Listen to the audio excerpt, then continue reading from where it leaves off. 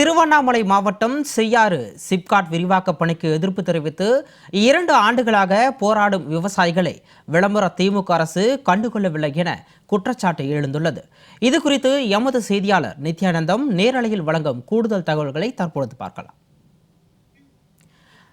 வணக்கம் நித்யானந்தன்.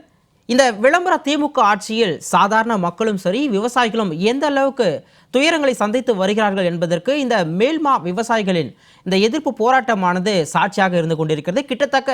கிட்டத்தட்ட 700 நாட்களுக்கு மேலாக விவசாயிகள் இந்த மேல்மா சிப்காட் விரிவாக்க திட்டத்திற்கு எதிர்ப்பு தெரிவித்து போராடி வருகிறார்கள். தற்பொழுது செய்யாறில் இருக்கக்கூடிய நிலை என்ன? விரிவான கள விவரங்களை பதிவு பண்ணுங்க. நிச்சயமாக மிக முக்கியமாக பார்க்க வேண்டும் என்றால், இந்த பூமி உருவானதற்கு பிறகாக மனிதர்கள் வாழ்வதற்கு விவசாயிகள் தான் மிக முக்கியமான பங்களிப்பை அளித்து வருகிறார்கள். அந்த வகையில் பார்க்கும் பொழுது விவசாயம் இல்லை என்றால் ஒருவரும் உயிரோடு வாழ முடியாது. ஏதோ ஒரு கிராமத்தில் இருந்து உற்பத்தி ஆகக்கூடிய நெல்லும் பால் விவசாயிகளுடைய பாலும் தான் ஒரு மனிதர்களை காப்பாற்றி வருகிறது.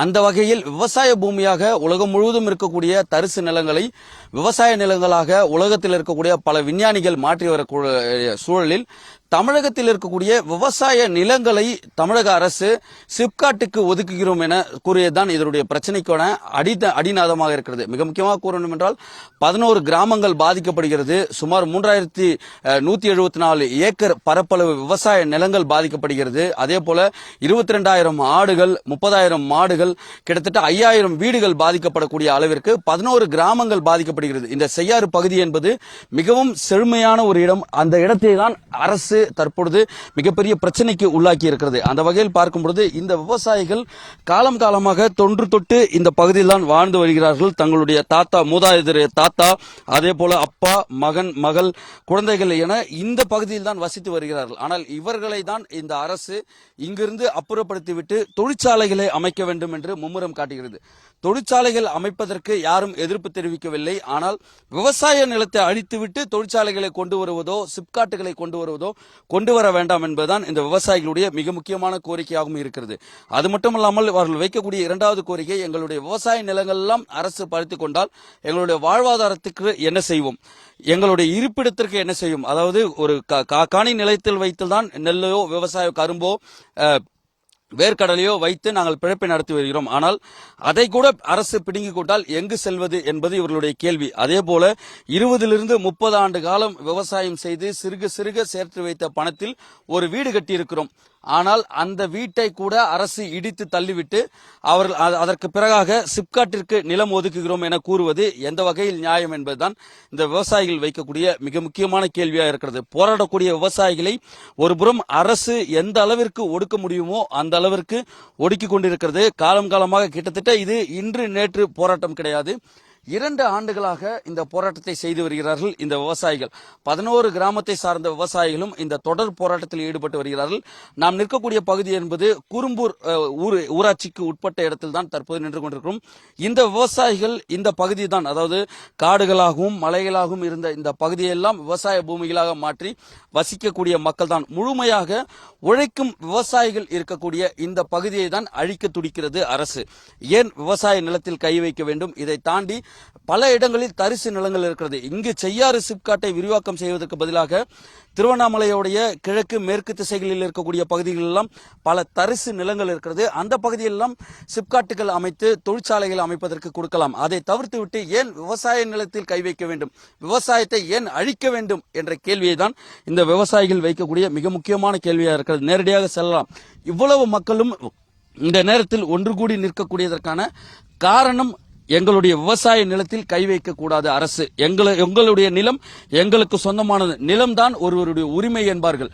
நிலம் இருந்தால்தான் தங்களுடைய ஒரு தைரியமாக வாழ முடியும் என்பார்கள். அந்த வகையில் சொற்ப தொகையாக சேர்த்து வைத்து வாங்கி காலமாக வைத்திருக்கக்கூடிய அந்த நிலத்தை பிடுங்குவதன் காரணமாக அனாதையாக மக்களையும் விவசாயிகளும் மாற்றக்கூடிய செயலுக்கு இந்த அரசு தள்ளுகிறது என்பதுதான் விவசாயிகளுடைய இந்த மிக முக்கியமான கோரிக்கை. நேரடியாக விவசாயிகளும் செல்லலாம்.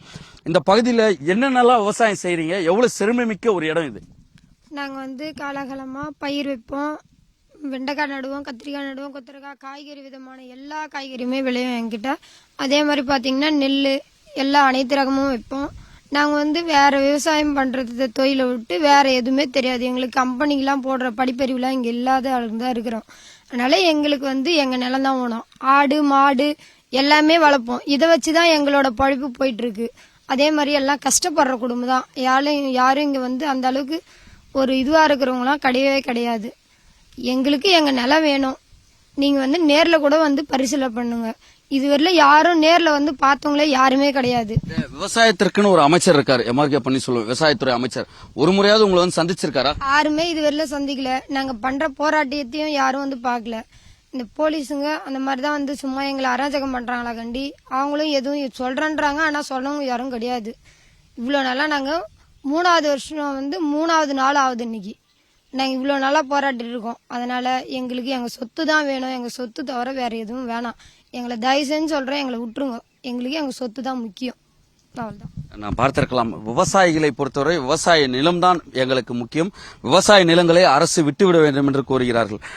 இந்த விவசாய நிலங்களை எடுப்பதற்காக அரசு துடிக்குது. மறுபுறத்தில் என்னென்ன கட்ட போராட்டங்கள்லாம் நடத்திருக்கீங்க இது வரைக்கும்? ஆரம்ப காலத்தொட்டே வந்து ஃபர்ஸ்ட் சட்டமன்ற உறுப்பினர்கள் வந்து மனு கொடுக்குறோம். சட்டமன்ற உறுப்பினர் அதை கண்டுகொள்ளவே இல்லை. அதுக்கப்புறம் மாவட்ட ஆட்சித்தலைவர், அதுக்கப்புறம் மந்திரி, தொழில்துறை மந்திரி, பொதுப்பணித்துறை மந்திரி, நாங்கள் கலெக்டரையே பல தடவை சந்திச்சிருக்கிறோம். எல்லாரையும் சந்திச்சு தவிர யாரும் எங்களை வந்து இன்னும் கேட்டவும் கிடையாது. யாரும் எங்களுக்கான எந்த ஒரு செயல்பாடும் பண்ணது கிடையாது. இதுவரையிலும் கரெக்டாக 2 வருஷம் முடிச்சு 3வது வருஷம் துவங்க நாளாக இருக்குது. அன்னைக்கு கூட அவங்க ஷிப்காட் நிலையிட அலுவலகத்திலேருந்து எங்களை கூப்பிட்டாங்கன்ட்டு போகும்போது தான் அவங்க ஷிப்காட் டிஆர்ஓ வந்து எங்களை வந்து நீங்கள் எதுவுமே சொல்லணுன்ற அவசியம் கிடையாது, நாங்கள் நிலத்தை எடுப்போம் அப்படின்ற மாதிரி பேசினாரு. அது வந்து கண்டித்து தான் நாங்கள் அங்கே அந்த உள்ளிருப்பு போராட்டம் ஆரம்பித்தோம். உடனே அவங்க பாட்டு அதை பற்றி கண்டுக்கவே இல்லை. அவங்க அந்த நிலஎடுப்பு பணிகள் வேலை செய்யறது அவங்க பாட்டு செய்துட்டு இருக்காங்க. நாங்கள் காலையில் போய் உட்காந்ததுலேருந்து நைட்டு 11 மணி வரல அவங்க யாருமே என்ன எதுனே கேட்கவே இல்லை. காவல்துறையை கூச்சி வச்சு மிரட்டல்லே தான் இருந்தாங்களே தவிர வேற எந்த நடவடிக்கை எடுக்கல. 11:30 மணிக்கு மேலே வந்த டிஆர்ஓ பொது அவர் என்ன பண்ணாரு, வந்து நேரா கேட்கிற கேள்வியை என்ன கேட்கிறாருன்னா, நாங்க வந்து உங்களை கேட்டு உங்களை அனுமதி பெற்றுலாம் எடுக்க வேண்டிய அவசியம் கிடையாது, நாங்க எடுத்து போட்டு போய்கிட்டா இருப்போம், நீங்க தேவையில்லாம இங்க வந்து பிரச்சனை பண்ணிக்கிட்டு இருக்காரு. அந்த டிஆர்ஓ வந்து ராம பிரதீபன் அவர் பேரு. அவர் வந்து எங்களை அழிக்கிற நோக்கத்தோடு தான் இருக்கிறாரு புரிஞ்சுக்கிட்டோம். நாங்க அவரை திருப்பி கேள்வி கேட்டோம். டிஆர்ஓ நிலை எடுப்பாந்தோட பரவாயில்ல, டிஆர்ஓ பொது, நீங்க வந்து வேளாண்மை துறைக்கு நீங்க தான் டிஆர்ஓ, தொழில்துறைக்கு நீங்க தான் டிஆர்ஓ. சோ நீங்க தொழில்துறையா பேசுறீங்களே தவிர வேளாண்மை துறையை காக்கிறதுக்கு என்ன பண்ண போறீங்க, அந்த பதில் சொல்லுங்க. இல்ல எங்களை எல்லாரும் அழிச்சிட்டு தொழில்துறை ஆரம்பிக்க போறீங்களா, விவசாயிகளையும் அழிச்சிட்டு தான் தொழில்துறை ஆரம்பிக்கணும்ன்றது அவங்களோட கொள்கையா, பாலிசியா அப்படின்னு கேட்டதுக்கு அவர் பதில் எதுவும் சொல்லவே இல்லை. அதுக்கப்புறம் சைலண்டா அவர் பாட்டு போயின்னே இருந்துட்டாரு. மறுநாள் காலையில வந்து பேசுறதா சொன்னாங்க. மறுநாள் காலையில 10 மணிக்கு காவல்துறையை விட்டு குண்டு கட்டா தூக்கி போட்டு சத்தத்துல கைது பண்ணி நைட்டு 9 மணி வரல எங்களை வச்சிருந்து 9 மணிக்கு மேலதான் எடுத்துன்னு வந்து அவங்கவுங்கள எடுத்துன்னு வந்து வெளியே கலைச்சி விடுற நோக்கிலேயே காவல்துறை தீவிரமா செயல்பட்டு எங்களை எடுத்துன்னு வந்து அவங்கவுங்க வீட்லயே விட்டுட்டு போயின்னு இருந்துட்டாங்க. காவல்துறை உங்களை எப்படியெல்லாம் அணுகுது, காவல்துறை நேற்று என்னென்னலாம் செய்யறாங்க, நீங்க போராட்டத்தில் ஈடுபடும் போதெல்லாம் காவல்துறையுடைய நடைமுறை எப்படி இருக்கு? காவல்துறை வந்து எங்களை ஒடுக்கிறது தான் பாக்குறாங்களே தவிர எங்க போராட்டத்தை வந்து வெளியே எடுத்துட்டு போகணும்னு நினைக்கல.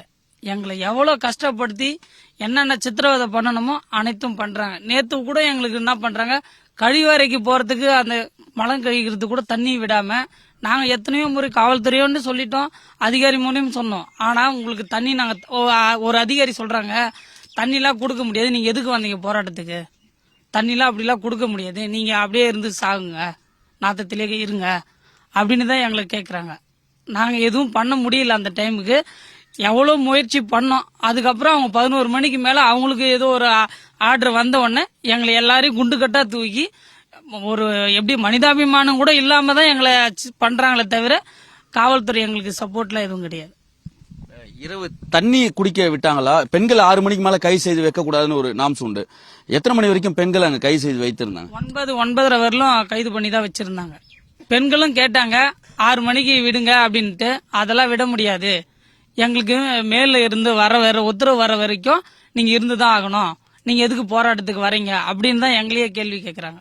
இந்த மாவட்டத்துடைய அமைச்சர் ஏவா வேலு இருக்கிறாரு, அவர் இது தொடர்பா உங்ககிட்ட ஏதாவது பேசுறாரா, இல்ல அவருடைய அழுத்தத்தின் அடிப்படையில் தான் காவல்துறை இப்படி செயல்படுதா, என்ன செய்யறாரு அவர்?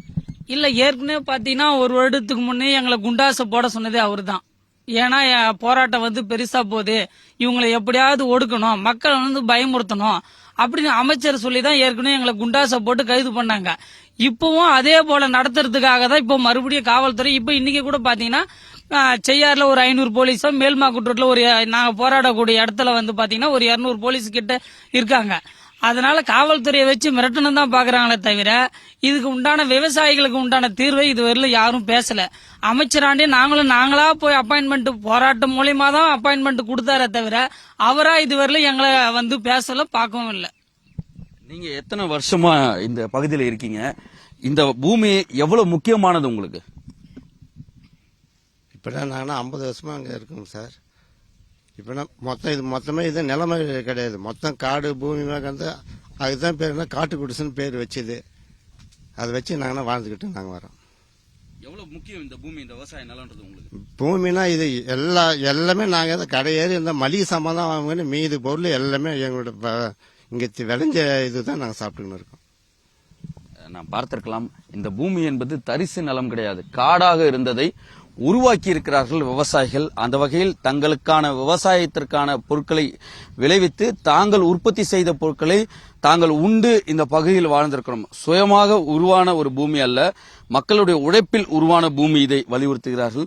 பெண்கள் பலரும் இந்த பகுதிக்கு கூடியிருக்கக்கூடிய காட்சிகளை பார்க்க முடியாது. ஒட்டுமொத்தமாக இந்த பெண்கள் கூடியிருக்கக்கூடியதற்கான காரணம் என்பது தங்களுடைய பூமியை இங்கு அரசு எடுக்கக்கூடாது என்பதுதான். அரசிற்கு என்ன சொல்ல விரும்புறீங்க நீங்க? இந்த விவசாய நிலம், இந்த வீடெல்லாம் எவ்வளவு முக்கியமானது? எங்களுக்கு சொத்து தான் எங்களுக்கு உயிர். நாங்கள் அதில் தான் பயிர் வச்சு கட்சி வரைக்கும் சாப்பிடுவோம். எங்களுக்கு நிலம்லாம் நாங்கள் கொடுக்க மாட்டோம். நாங்கள் கஷ்டப்பட்டு கிணறு எடுத்தோம், நாங்கள் மோடு பள்ளம்லாம் நிறவணும், நாங்கள் கஷ்டப்பட்டு இப்போ அதில் தான் சாப்பிட்றோம். நாங்கள் நிலத்தெல்லாம் கொடுக்க மாட்டோம். எங்களுக்கு நிலம் தான் உயிர், எங்கள் நிலத்தை கொடுக்க மாட்டோம். நாங்கள் போராட்டம் பண்ண போறப்ப போலீஸ் என்ன பண்ணாங்க? எங்களை கட்டிட்டு அப்படியே பூச்சி 3 பொம்னேட்டியா பூச்சி மாதிரி நேற்று வண்டியில் போட்டாங்க. நேற்று போடுறதுனா நாங்கள் போய் இறங்கினாக்கிறோம். அப்படியே என்ன பண்ணாங்க, 10 பேர் இறங்கும் போது அப்படியே வண்டி எடுத்துட்டாங்க. ஒருத்தர் நேற்று அப்படியே போய் வீழ்ந்து விட்டாங்க. நான் அப்புறம் தூக்கி அப்புறம் மூஞ்சில் தண்ணி வச்சு ஆம்புலன்ஸ் வண்டிக்கிட்ட இருந்தாங்க.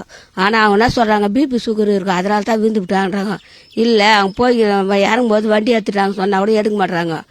அப்போ நேற்று கட்சிக்காரங்க வந்து, நீங்கள் பயப்படாதீங்க, நாங்கள் ஓபி சீட்டு அவர் போடவே இல்லை, அப்படியே போய் நிலைக்கு பார்த்துட்டாரு, அதனால நாங்கள் ஓபி சீட்டு எடுத்து நாங்கள் கேன் எடுக்கணுன்றாங்க. அவங்க வேணான்றாங்க. அப்புறம் நாங்கள் கேன் எடுத்து பாரு, கேன் எடுத்து எதுவும் இல்லைன்னு சொல்லிட்டாங்க. அப்புறம் நாங்கள் வந்துட்டோம். நீங்கள் ஓணுமுன்னு தான் வந்துக்கிறாடி 10 பேர் இட்டுன்னு வரையான்னு கேட்குறாங்க. கட்சிக்காரங்களை 10 பேர் இட்டு வரையான்றாங்க. நேற்றுங்க இந்த ஒரு போலீஸ் ஒன்று வந்தாங்களா, அவங்க எதுவும் இல்லைன்றாங்க.